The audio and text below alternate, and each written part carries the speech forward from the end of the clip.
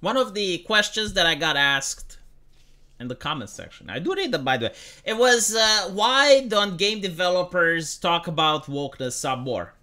Like, why do they put up with it? And the reality is that in the United States, there are a lot of legal repercussions if you decide to talk against it, even if you're right. So look at this story, right? You got the Bungie HR manager, which is suing for wrongful termination after she reported potential racial bias. Okay, so it's not even confirmed. It's potential racial bias. And she alleges that her recommendation for sensitivity training were met with hostility and denial. So what if we're like, for recommendations for something were actually inadequate? Like, if I'm a consultant and I make financial recommendations, and the people that are at the company think that my recommendations are bizarre and are definitely poor, can they not terminate me? And the answer is yes. But if you're an HR person and you make different types of recommendations, if you get terminated for those, then, well, the company can get sued. So let's see what exactly she did. So Destiny 2 and Marathon developer Bungie is currently being sued for retaliation and wrongful termination by a former HR manager who alleges she was let go when she raised a potential case of racial discrimination to her supervisors. Okay, so what actually happened?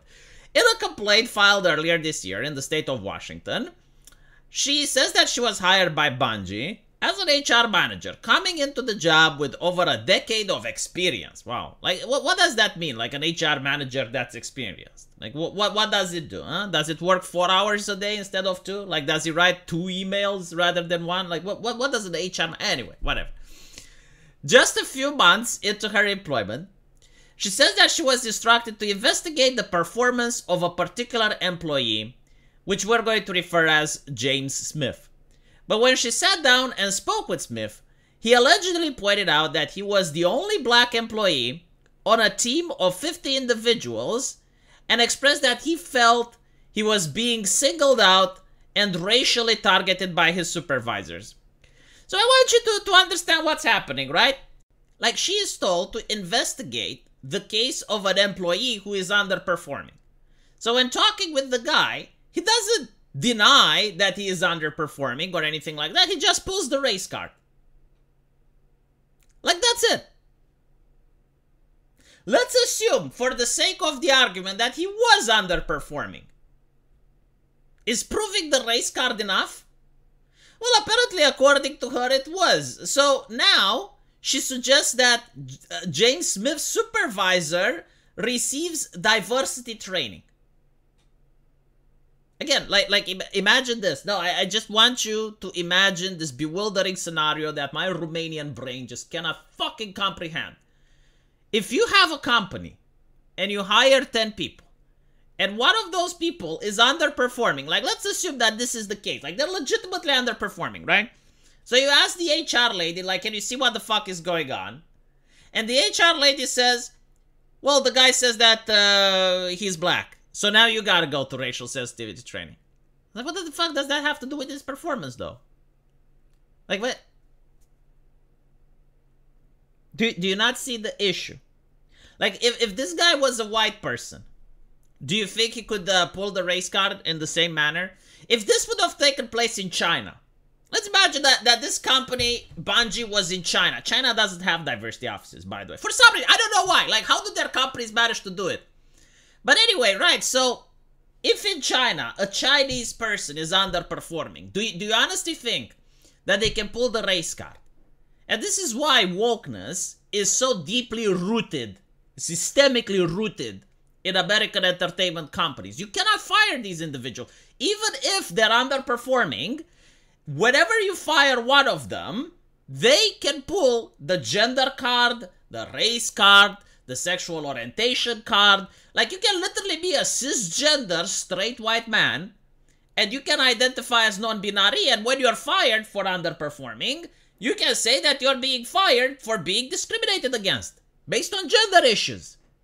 It's very difficult now to fire people who are left-leaning. If you're like a Christian, like right-wing Christian, no one gives a fuck. They will fire you, right? So this is why, like, over a period of time, more and more right-wingers who refuse to play the identity politics game will be fired, and eventually they're going to be replaced with left-leaning individuals.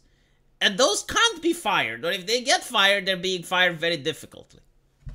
So apparently, supervisors, and apparently she recommends that Smith's supervisor receive diversity training, but alleges that her recommendation was made with hostility and denial. But like, no wonder, like imagine that the supervisor was in the right. For the sake of the argument, let's imagine that you're a supervisor and one of your team members is legitimately underperforming. He's coming late, he's not giving the task on time, maybe he even talks shit. So you're going to the HR and you're saying, look, this guy is underperforming. And the HR said, no, actually you're a racist. You're like, what the fuck? Like, I never even mentioned race to begin with. No, you need to go to diversity training.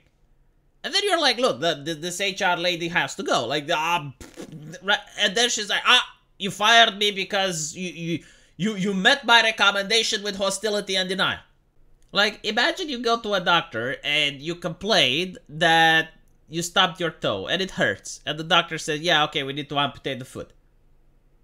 Aren't you going to react with hostility and denial to his recommendation?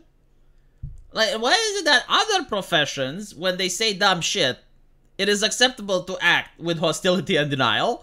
But for some reason, whenever the HR person says dumb shit, if you act with hostility and denial, you get a lawsuit. So she says that she told that the individual she was recommended to take the training had been there for a long time and are highly regarded, and her recommendation was denied. Again, like, she may be wrong, but I want people to imagine that even in the case she's right. Like, don't think about this particular incident. I think about the incident where the supervisor is in the right. And he's, like, legitimately trying to get his team to improve, and look what he has to deal with. Look at this shit. Like, if you're a supervisor, and you actually do have a person that is underperforming, you're going to be scared to talk about it. You're going to be scared to go to the HR lady. If you have an HR lady that is power tripping, you're going to be afraid to fire her. So during a follow-up discussion about the incident sometimes, apparently she was additionally told by her supervisor that she didn't want to touch those conversations with a 10-foot pole. Well, no fucking wonder. I mean, this is the culture we're at. Who wants to touch these conversations, right? When you get persecuted, you get your face plastered on social media. So alleges that Bungie recommended terminating Smith's employment.